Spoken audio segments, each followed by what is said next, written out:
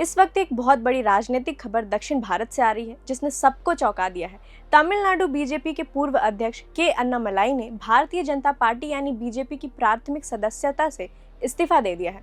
और बड़ी बात यह है कि बीजेपी के राष्ट्रीय अध्यक्ष ने उनका इस्तीफा स्वीकार भी कर लिया है। जी हाँ, बीजेपी के राष्ट्रीय महासचिव और मुख्यालय प्रभारी अरुण सिंह की तरफ से एक ऑफिशियल प्रेस विज्ञप्ति जारी की गई है। इस लेटर में साफ कहा गया है कि के अन्नामलाई अब भारतीय जनता पार्टी के प्राथमिक सदस्य भी नहीं रहे। विज्ञप्ति के मुताबिक बीजेपी के राष्ट्रीय अध्यक्ष नितिन नवीन ने तमिलनाडु बीजेपी के पूर्व अध्यक्ष के अन्नामलाई का इस्तीफा मंजूर कर लिया है। इस फैसले के आते ही तमिलनाडु की राजनीति में एकदम से हलचल तेज हो गई है। हर तरफ बस इसी बात की चर्चा हो रही है कि आखिर ऐसा क्यों हुआ।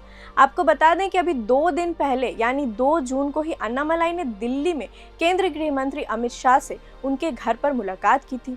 जब ये मुलाकात हुई थी तभी से अफवाहें और अटकलें बाजार में गर्म थी कि के अन्नामलाई शायद बीजेपी छोड़ सकते हैं और अपनी एक नई राजनीतिक पार्टी बना सकते हैं। हालांकि उस वक्त पार्टी ने आधिकारिक तौर पर यह नहीं बताया था कि अमित शाह और पूर्व आईपीएस अधिकारी अन्नामलाई के बीच क्या बातचीत हुई।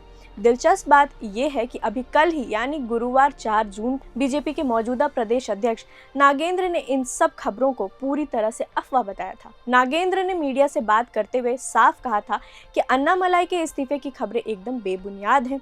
उन्होंने कहा था, बीजेपी के प्रदेश अध्यक्ष के रूप में मुझे अभी तक ऐसा कोई लेटर नहीं मिला है, हमारे बीच में कोई मतभेद नहीं है। अन्नामलाई ने किसी से भी नई पार्टी बनाने के बारे में कोई बात नहीं की। इस बारे में हमारी उनसे कोई बात नहीं हुई है और ना ही उन्होंने हमसे कुछ कहा है।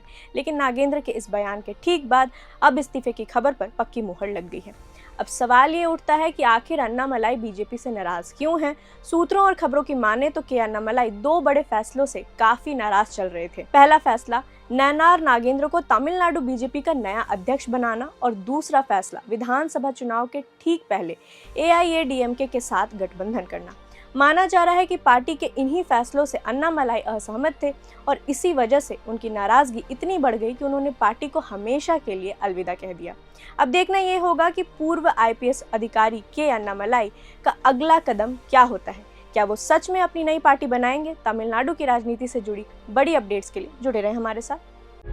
प्रभातखबर.com, विश्वास वही, रफ्तार नहीं।